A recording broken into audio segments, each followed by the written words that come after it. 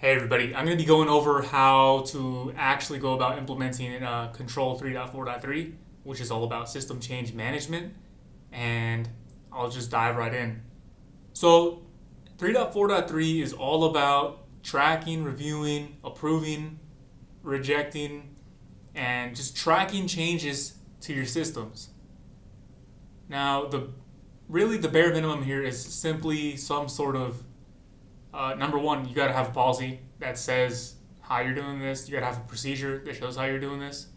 Um, but the number one way I say is the simplest way of doing this is creating some sort of Excel spreadsheet or some spreadsheet like thing that lets you track all these changes. And my preferred method is using a SharePoint list. And I'm going to show you how I would do that.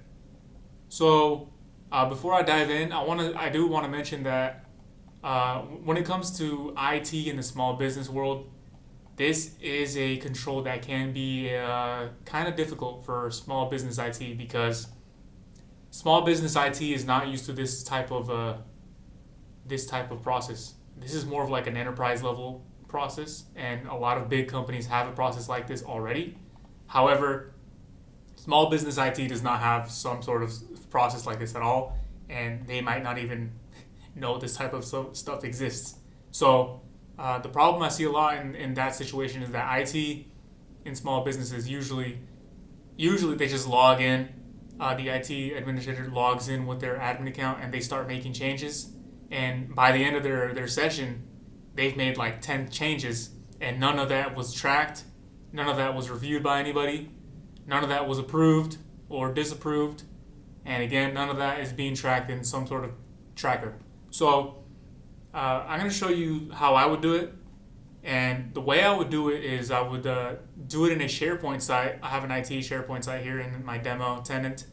And I would make a SharePoint list called Change Management. And what I would do is create all these columns. And this is how I would track my changes. So I'm gonna walk you through one.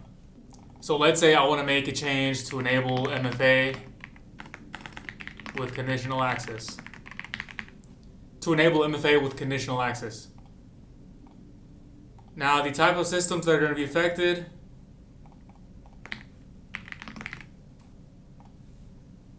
Enter ID is where I'll be making the change. And who is the requester? Fill out who is requesting it. And then Security Impact Analyzer would be me again. Again, there is no hard requirement on who can do whatever. If you've defined your separation of duties from the access control family, you could have the same person being the one who's requesting a change, analyzing the security impact, and then ultimately approving the change, and then ultimately doing the change as well. So there is no hard requirement on the fact that, oh, you got to have a different person for each one, because the control doesn't say that. The control just says that it's up to you. The reason I'm having the security impact analysis here is that 3.4.4, the next control, tells you that the security impact of changes is analyzed prior to implementation. So that is the reason why I added that here. And very simple, you can just say there's a high impact, right? MFA, or you can just be more descriptive. It's up to you, again, as the OSC, to how you're doing this. I would just write something like MFA is best practice. Overall, a positive security impact. Right? Again, you can do it a different way, however you want, whatever works for you guys at your organization. But that is how I would go about doing this. And I'll just continue filling out the columns. The status, is it rejected, right? Did somebody reject it? Is it approved for testing? And who approved it? When was it approved? The test results. Maybe I tested on a test account. Test account successfully was prompted for MFA. And then who implemented the change and when was it implemented?